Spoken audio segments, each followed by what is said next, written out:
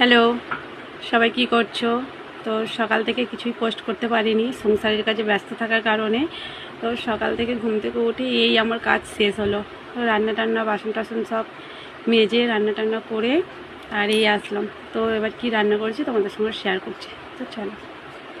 তো দেখো এখানে আছে ভাত, এখানে আছে দেখো শাক ভাজা।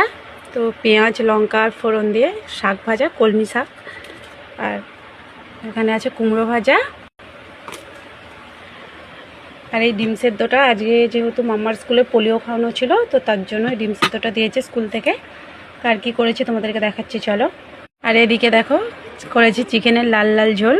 তো এই গরমের সময় একটু পাতলা ঝোলই ভালো লাগে, তো তার জন্য এরকম লাল লাল করে একটু ঝোল করেছি। তো কে কে পছন্দ করো অবশ্যই কমেন্টে জানাবে। তো দেখো মাছের ডিম দিয়ে আর আমড়া দিয়ে চাটনি। আর এখানে রয়েছে চিকেন কষা।